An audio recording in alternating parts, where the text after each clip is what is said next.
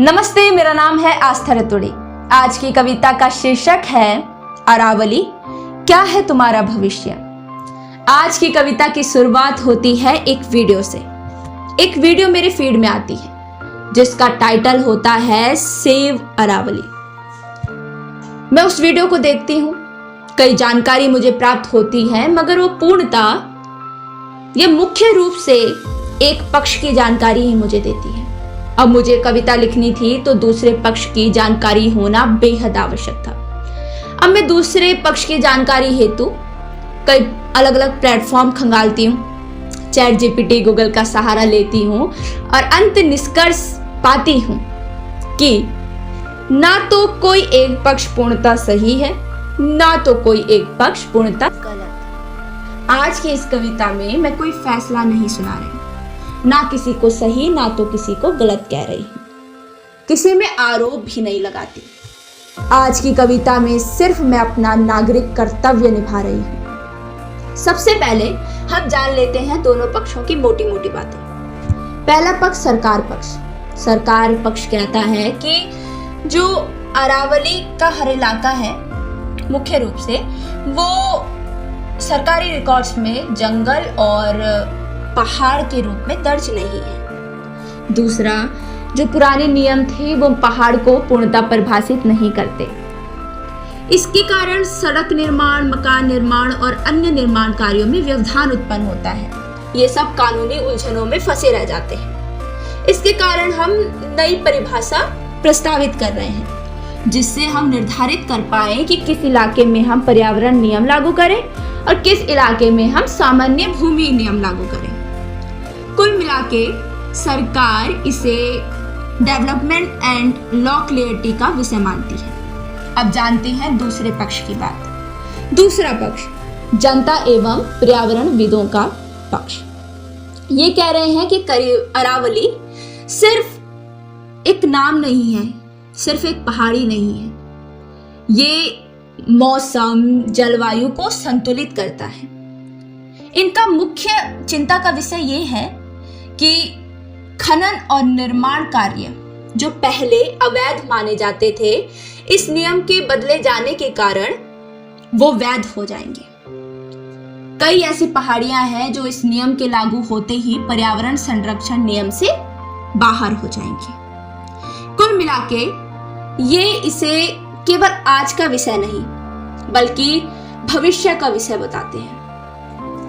तो अब दोनों पक्षों की जानकारी के बाद आज की कविता प्रारंभ करते हैं, जो शब्दों से सजोई गई है, भावों से सजोई गई है, सम्मान से सजोई गई है, जो समर्पित है, पूर्णतः समर्पित है अरावली को, जो एक प्रश्न पूछती है, किसी में आरोप नहीं लगाती। सुनिएगा आज की कविता जिसका शीर्षक है अरावली, क्या है तुम्हारा भविष्य। क्या हुआ वर्षों पहले, भूल जाएं चलो वो बातें। वर्षों पहले क्या हुआ क्या नहीं हुआ सब भूल जाते हैं, फोकस करते हैं आज में। क्या हुआ वर्षों पहले, भूल जाएं चलो वो बातें, आज भी दोहराओगे बीती तो फिर न जलेगी अंगारें। आरोप नहीं आक्रोश नहीं, आरोप नहीं आक्रोश नहीं, बस प्रश्न करूं मैं अपने हक का। आई है एक अनकही चुनौती, कैसे बिसराऊं कर्म स्वयं का, कैसे बिसराऊं कर्म स्वयं का। संविधान के आर्टिकल 51 AG के अनुसार संविधान कहता है कि हर नागरिक का कर्तव्य है प्रकृति की रक्षा करना। इसी कर्तव्य के अनुसार मैं कह रही हूँ कि आरोप नहीं आक्रोश नहीं, बस प्रश्न करूं मैं अपने हक का। आई है एक अनकही चुनौती, कैसे बिसराऊं कर्म स्वयं का। तथ्य खड़े हैं सामने, तथ्य खड़े हैं सामने, तथ्य स्वयं का सत्य लिए। तथ्य खड़े हैं सामने, तथ्य स्वयं का सत्य लिए, फिर भी संविधान की छाया में हम है उसमें विश्वास लिए। हमें पूर्णतः विश्वास है कि संविधान सही फैसला लेगा। तथ्य खड़े हैं सामने, तथ्य स्वयं का सत्य लिए, फिर भी संविधान की छाया में हम हैं उसमें विश्वास लिए। विश्वास है इतिहास ना ये मिटने देगा, आस ना ये मिटने देगा। वर्षों का कर्ज है जिस पर्वत का, वर्षों का कर्ज है जिस पर्वत का, उस पर्वत में आँच ना आने देगा, उस पर्वत में आँच ना आने देगा। रक्षक बनके वो खड़ा है कब से, कई मिलियन ईयर से वो पहले से। रक्षक बनके वो खड़ा है कब से।